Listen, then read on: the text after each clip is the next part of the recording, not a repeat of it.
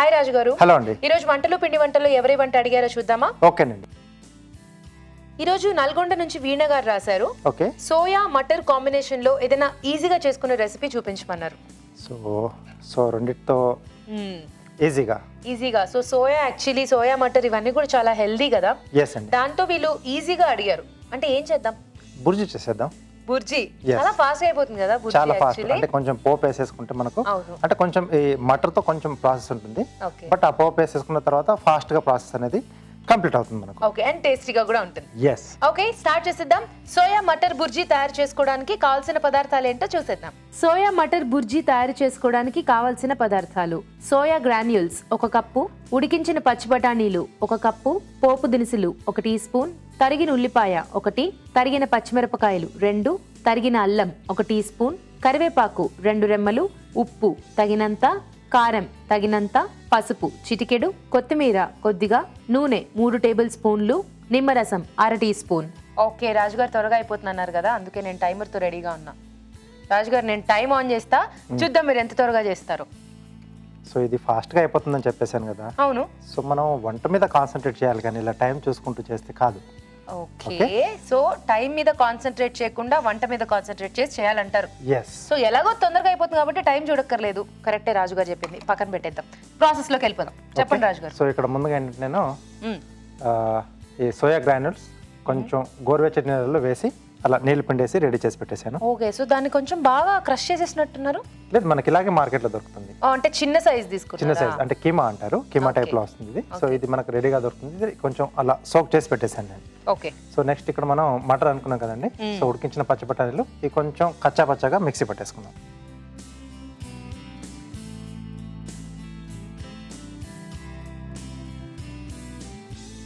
Direct గా వాడుకోవచ్చు కదా, దీన్ని మిక్సీ ఎందుకు చేసుకోవటం? కొంచెం అలా చేసుకుంటే బాగుంటుంది. ఓకే. సో ఇలా మనం మిక్సీ పట్టుకొని వేసుకోవడం వల్ల అంటే చిన్న చిన్నగా పీసెస్ కొంచెం కచ్చా పచ్చగా వస్తాయి కదా. సో బుర్జీలో మనకు కొంచెం అలా ముద్దలు ముద్దలుగా చిన్న చిన్నగా అలా ఉంటే బాగుంటుంది. ఓకే. ఎక్కువ కాకుండా కొంచెం మనకి కచ్చా పచ్చా చేసుకోవాలి. ఎస్.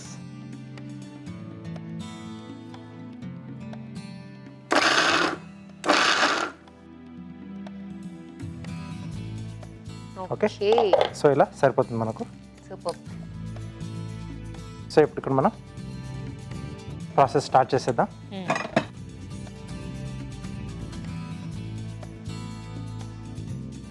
కొద్దిగా ఆయిల్,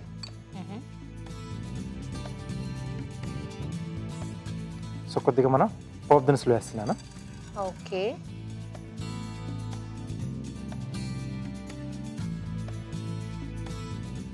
సో ఇది వేగుతున్నప్పుడే అల్లం, సన్నగా తరిగిన అల్లం ముక్కలు, అలాగే తరిగిన పచ్చిమిరపకాయలు, కారపొడి కూడా వేస్తున్నాం కాబట్టి ఇవి చూసి యాడ్ చేసుకోవాలి. ఓకే. ఈ బుర్జీలో ఇలా సన్న సన్నగా కట్ చేసుకుని వేసుకుంటేనే బాగుంటుంది కదా. బాగుంటుంది. ఎస్. అలాగే ఉల్లిపాయ ముక్కలు ఇవి కొంచెం ఎక్కువ క్వాంటిటీనే ఉండాలి మనకు బుర్జీలోకి. అవును. కొద్దిగా కరివేపాకు,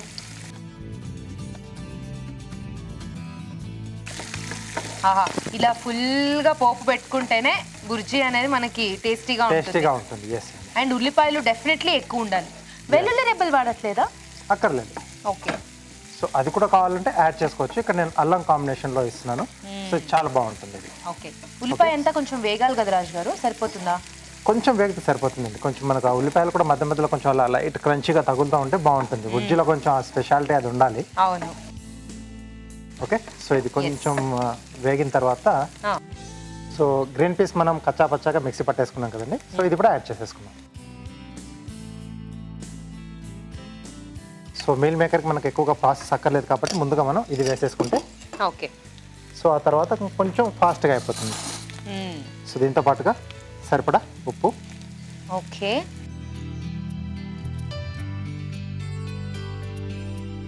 కొద్దిగా కారం, అలాగే కొద్దిగా పసుపు అండి. ఓకే. సో ఇది కొంచెం మనకు వేగితే మిగతా ప్రాసెస్ సో ఫాస్ట్గా ఫినిష్ అవుతుంది. ఓకే. సో సోయా అనేది మీరు అన్నట్టు కొంచెం చిన్న చిన్నగా తీసుకున్నారు కాబట్టి ఎక్కువగా దానికి ప్రాసెస్ ఉండదు, కొంచెం ఇది వేగిపోతే సరిపోతుంది. Yes sir. సో ఇప్పుడు దీంట్లో మనం ముందుగా నానబెట్టి పెట్టేసుకున్న సోయా గ్రాన్యూల్స్. ఓకే, చాలా ఎక్కువ క్వాంటిటీ వేసారు కదా, పర్లేదా రాజు గారు, రిసీవ్ చేసుకోగలమా?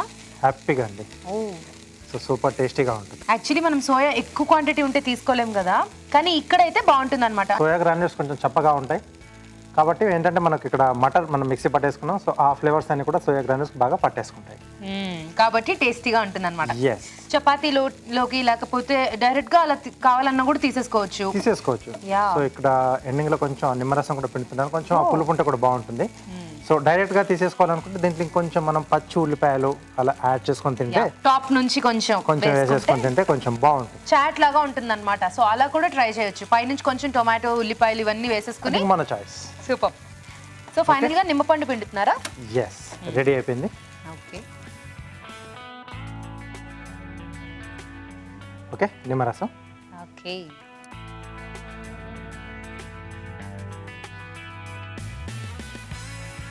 ఇది కావాలనుకున్న వాళ్ళు యాడ్ చేసుకోవచ్చు, పులుపు వద్దు అనుకున్న వాళ్ళు అవాయిడ్ చేయొచ్చు. Okay, so ready. సూపర్.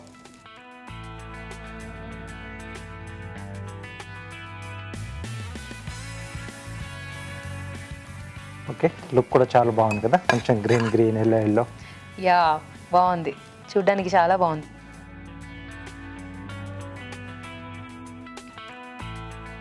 కొద్దిగా కొత్తిమీర.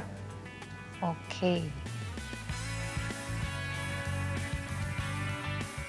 సోయా మటర్ బుర్జీ రెడీ అండి. వేడివేడిగా సోయా మటర్ బుర్జీ రెడీ అండి. టేస్ట్ చూడబోయే ముందు ఈ బుర్జీ తయారీ విధానం మరోసారి చూసేద్దాం. సోయా మటర్ బుర్జీ తయారు చేసుకునే విధానం. ముందుగా సోయా గ్రాన్యూల్స్ ని వేడి నీళ్లలో వేసి తీసి పక్కన ఉంచాలి. మిక్సీ జార్ లో ఉడికించిన పచ్చి బఠానీలు వేసి కచ్చాపచ్చాగా మిక్సీ పట్టాలి. ఒక పాన్ లో నూనె వేసి పోపు దినుసులు, తరిగిన అల్లం, తరిగిన పచ్చిమిరపకాయలు, ఉల్లిపాయ ముక్కలు, కరివేపాకు వేసి వేయించాలి. దీనిలో ముందుగా మిక్సీ పట్టి సిద్ధం చేసుకున్న పచ్చి బఠానీలు, ఉప్పు, కారం, పసుపు వేసి వేగనివ్వాలి. తర్వాత నానబెట్టిన సోయా గ్రాన్యూల్స్ వేసి మరి కాస్త వేగనివ్వాలి. ఆపై స్టవ్ ఆపి నిమ్మరసం వేసి బాగా కలుపుకోవాలి. ఆపై కొత్తిమీరతో గార్నిష్ చేసి సర్వ్ చేసుకుంటే సోయా మటర్ బుర్జీ రెడీ.